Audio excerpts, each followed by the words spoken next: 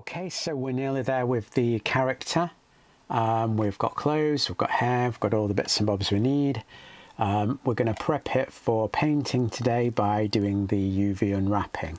And there's going to be two videos. This one is going to be the easy version. The other one is going to be the hard version.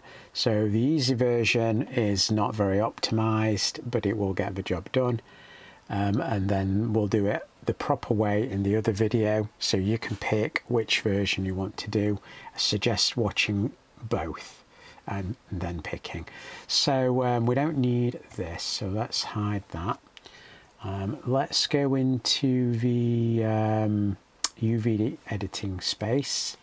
So let's select everything, or just select one thing actually, and then press tab and then select all of it. Or do I do that the other way around? Select it all and then, yeah, select it all and then press tab. Yeah, it's a bit weird, but you need to have everything selected, but you can only go into edit mode with one thing selected. So there we go, we're in edit mode and we've got everything selected. You then press A to select all, and this is where we're going to get an interesting problem, and you do need to know about this problem because it happens and it will make your life hell if you don't know about it. So UV, we're going to use Smart UV Project, and this will do it automatic unwrapping.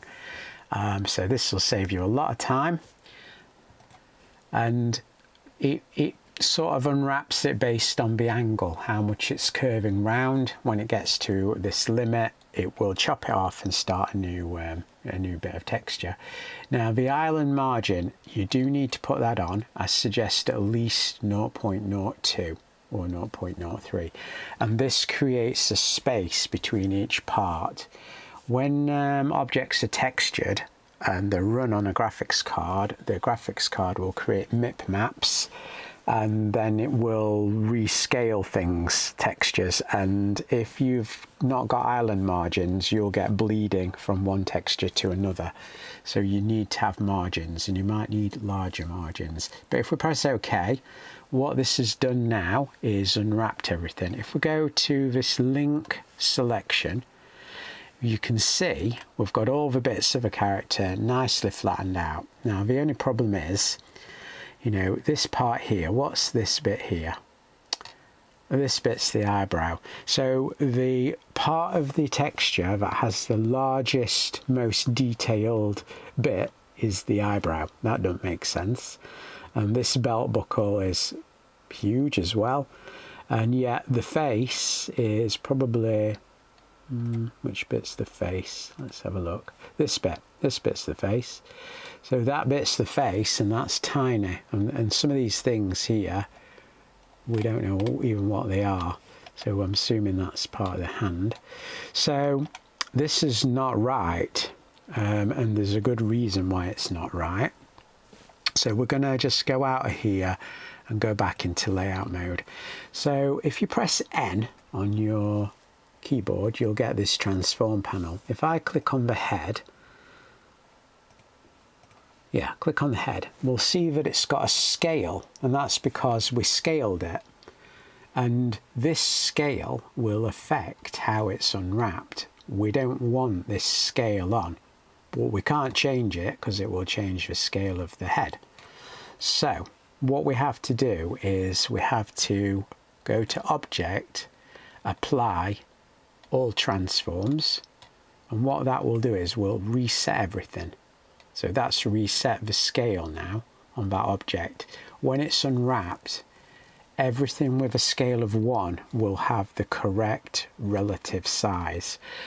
So we could in theory do all of them at once, but I know it's going to give me an error because I've done something. Apply all transforms, and it's going to say it can't do it to this little button.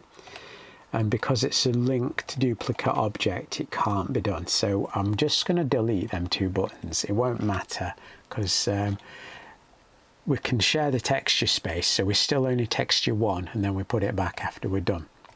So all the character, apply, all transforms. And now when I click on an object, they've all got 1 as their scale. So now if I go back into editing mode, let me come out of that. Let me select the face, come out of it, select it all, go back into it, press A to select all. And now if I go to UV Smart Project and press OK, I now get a better unwrap. So like this face part here, let me go into face select. This bit here, this larger section is the face, eyes. I'm assuming that part's inside the head. We didn't delete that. Then we've got the hair. We've got the other bit of the hair. So that's quite large. And so on. But it's all to scale now. So things that are smaller, like this pocket, are smaller. And the belt buckle, you can see they're about the same size.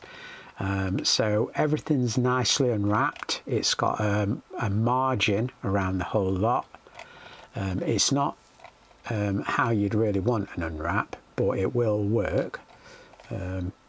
So yeah, that's now ready for texture painting. So that's the lesson. I'm going to do another lesson on this where we unwrap the model manually. Unwrapping it manually will allow you to lay it out how you want and optimize it for what you're going to do, especially if you're going to do any sort of photographic texture, because here what's happened is like the face, it's decided to cut it off here. So if you placed a photographic texture, it would be very hard to get it to go onto both. Whereas when we do it, we could unwrap the whole head all as one piece and sort of get it into pieces. Like this waistcoat, we could unwrap it as one piece rather than it being all over the place, which it probably is. So we've got a bit there, and that's that bit, and then we'll have this bit here, and I'm assuming that's another bit. Yeah, oh no, it's the trousers. I don't know where that bit's there. So it's made, it's done an okay job, and everything's unique. So if we wanted, you know, to paint on it, it would work fine. We have still got a mirror on though. So if we didn't have a mirror, these texture areas would be a lot bigger, and it would also take us twice as long to paint the model.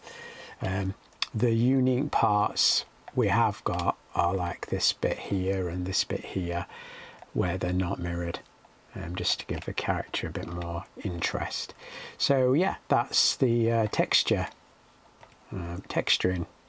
laid out and ready for the next episode. So I am going to do another episode, but you can leave it there if you want.